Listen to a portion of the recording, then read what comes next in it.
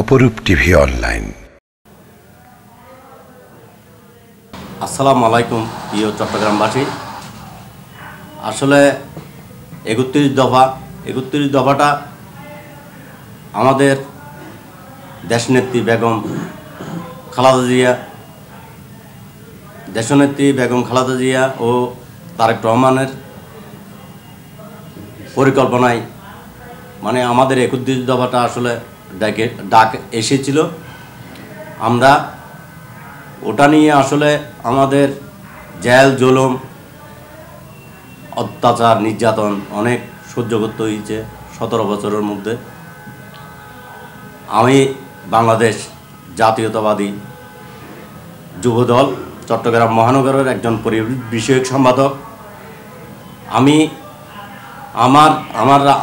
আসলে রাজনীতি করি। আমার 96 থেকে 96 বেস আমরা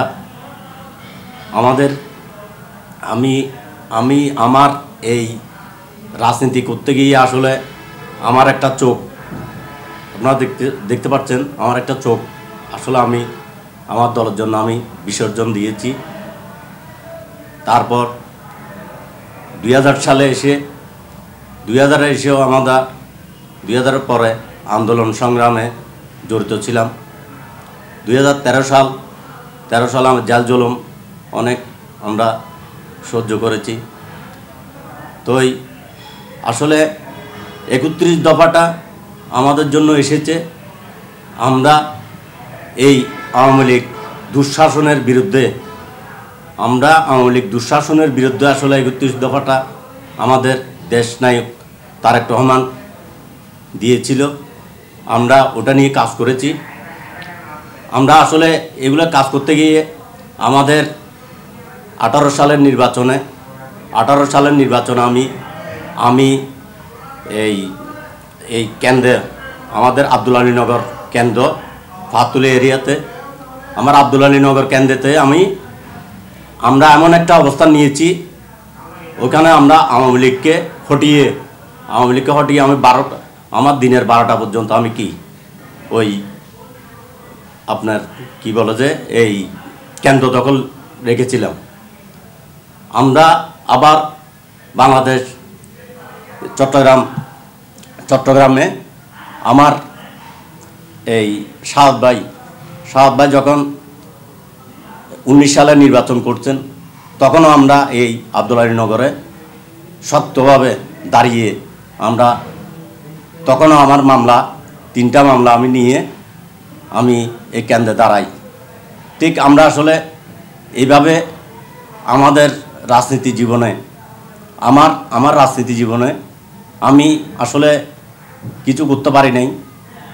তাই আমি আসলে দেশ নায়ক তারেক রহমানের প্রতি আমার আবেদন থাকবে, এই যেসব আমার মতো অঙ্গহানি গুম খুন যেসব ভাইয়েরা আমাদের মাঝে নাই তাদেরকে আসলে 31 দফার মধ্যে তাদের ব্যবসা বাণিজ্য আসলে ব্যবসা আমাদের এমন একটা পরিস্থিতি, আমরা আসলে বাচ্চাকে নিয়ে ভালো দুইটা ভাত সুন্দরভাবে কাপড় চোপড় করে দিন যাপন করে আমরা এইভাবে চলতে পারি নাই।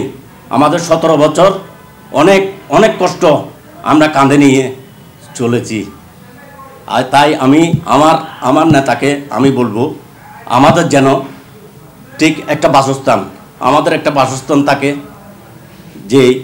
আপনি যে বাসস্থানের কথা বলছেন বাসস্থান থাকে, নতুন কর্মসূচি নতুন শিল্পায়ন এই ধরনের উজ্জীবিত করে আমাদের আসলে ছোট ভাই আছে অনেক এলাকায়, ছাত্রদল যুবদল শ্রমিক দলের ভাইদের আমরা এসব কাজের মধ্যে আমরা করব। আর আপনার যেসব কিছু জায়গা আছে আপনাদের যে কিছু জায়গা আছে সরকারি জায়গা খাট জায়গা, এসব জায়গাগুলো আপনারা এই দরিদ্র মানুষগুলোকে সুন্দরভাবে শিল্পায়নের জন্য খেতি খামার করার জন্য আপনারা আমার দাবি থাকবে আপনারা যেন এই 31 দফার মধ্যে এই জিনিসগুলো নিয়ে আসেন।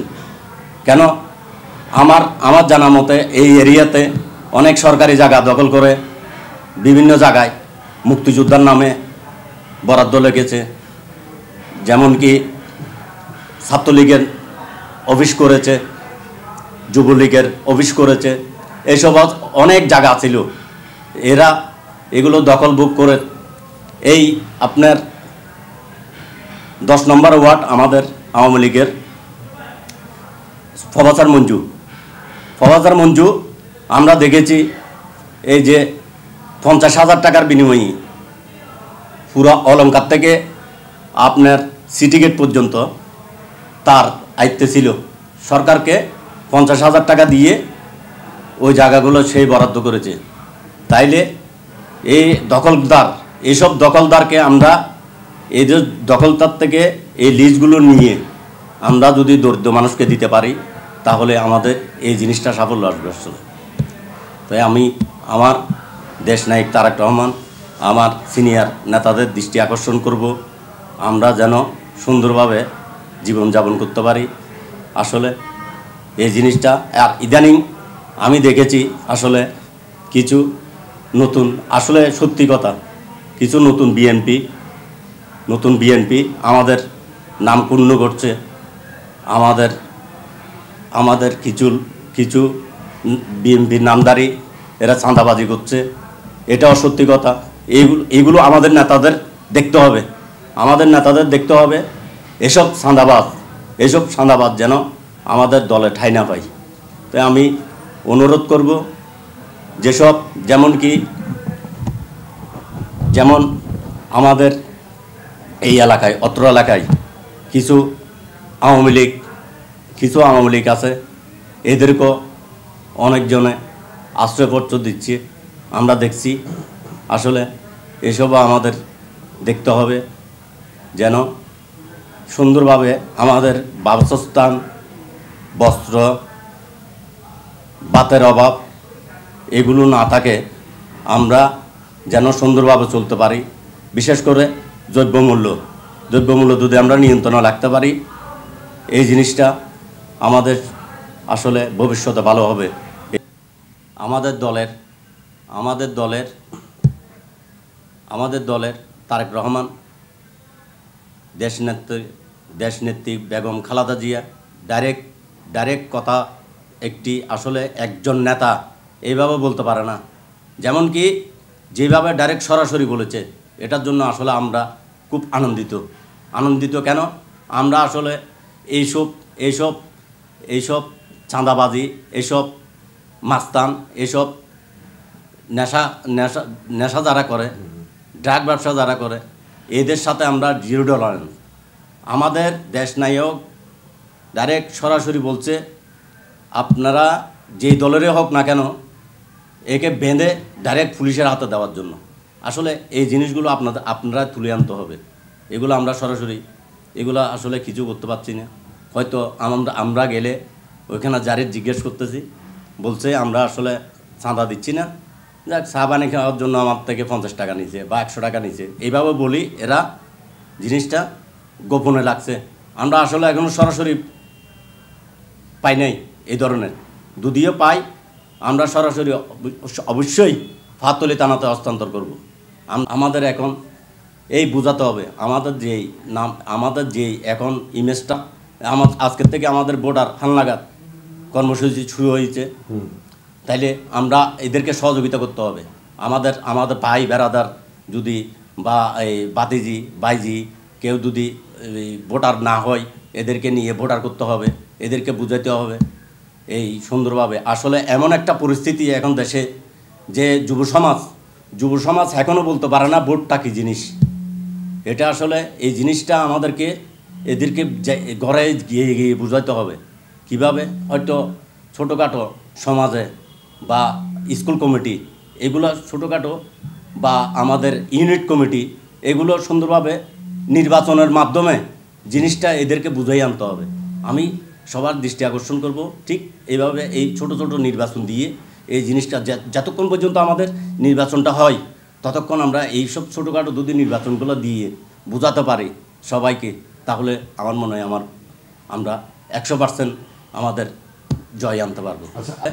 আমাদের এই দিনীয় লেমেস্টার ক্লাব, আমাদের এখানে একটা আছে, ওখানে মমতার ডাক্তার বসে। আমাদের এইখানে লাইন আপনার কি বলে যে চোখসাতাল, ফয়জলেক, এগুলো আমাদের ডাক্তার আসে এখানে বিনা ট্রিটমেন্ট করে। আমরা সবাইকে ঘরে ঘরে গিয়ে টিকিট দিই। এরা এই সপ্তাহ ওষুধ নিচ্ছে, হ্যাঁ, সপ্তাহ ওষুধ নিচ্ছে। আরও বেশি পরিসরে আমি সবার কাছে আমার এই তত্ত্বাবধায়ক সরকার আপাতত এদের কাছে আমি দৃষ্টি আকর্ষণ করব, এরা যেন এটা ভালো করে উদ্যোগ নেয়, আমাদের যেন এই আপনার কি বলে যে এই চিকিৎসাটা সুন্দরভাবে সবাই পাই বিনা চিকিৎসা। আর শিক্ষার রূপে আমাদের এই নজর রাখতে হবে, আসলে এদেরকে উদযাপিত করতে হবে। আমাদের এই কি বলে যে ছোটো ছোটো কোচিং সেন্টার দিয়ে আমাদের এলাকায়, যেমন কি যেভাবে আপনার ইংলিশ মিডিয়াম স্কুলগুলো ব্যাঙের ছাতার মতো হয়ে গেছে, আসলে এইগুলো না হই আমাদের এলাকায় আসলে একটা প্রাইমারি স্কুল দরকার। বিশেষ করে আমাদের প্রাইমারি স্কুলের জন্য একটু ঝামেলা। এখান থেকে আসলে আমরা সিটিতে বাস করি, অথচ এখনও পর্যন্ত গিয়ে আমাদের ওই স্কুলে কি বলা যায় আপনার সিডিএ মার্কেট, এখান থেকে প্রায় 1 কিলো, এখান থেকে সিডিএ মার্কেট গিয়ে আমাদের বাচ্চারা লেখাপড়া করতে হয়। তাইলে এসব আমরা যদি সরকারি স্কুলগুলো যদি পাই, তাহলে আমাদের ফ্যামিলিতে আসলে সাশ্রয় হবে, এই জিনিসটা আমি মনে করি। ধন্যবাদ আপনাকে আপনাদের সাথে সময় দেওয়ার জন্য। আপনার প্লিজ পরিচয়টা একটু বলুন। আমি বাংলাদেশ জাতীয়তাবাদী যুবদল চট্টগ্রাম মহানগরের পরিবেশ বিষয়ক সম্পাদক। আমি আসলে এখন আমাদের কমিটি বিলুপ্ত, তো আমার নাম খুরশিদ আলম। আমি প্রত্যাশী, আমি এই মহানগর যুবদলের সাংগঠনিক সম্পাদক হিসেবে আমার পরিচিত আমি করতে চাই। দল যদি আমাকে দায়িত্ব দেয়, আমি সুন্দরভাবে পরিচালনা করবো ইনশাল্লাহ। এখন প্রথম আপনি কি দায়িত্ব যাচ্ছেন মহানগরে? এখন মহানগরে আমি পরিবেশ বিষয়ক সম্পাদক ছিলাম, এখন আমি সাংগঠনিক সম্পাদক হিসাবে ওই পরিচিতিটা চাই। আমার যেন নেতারা সুদৃষ্টিতে দেখে, কেননা আমার এই দলের জন্য আমি একটা চোখ হারিয়ে ফেলেছি। আমার 8টা মামলা, আমি যেন এই সুন্দরভাবে এই রাজনীতি যখন করি, রাজনীতি যে শেষ বলে কিছু নাই, আমি সবার সাথে সুন্দরভাবে সম্পর্ক সুন্দর করে চলবো।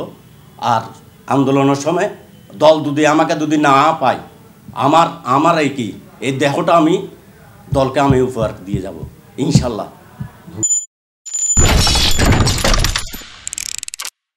অপরূপ টিভি অনলাইন।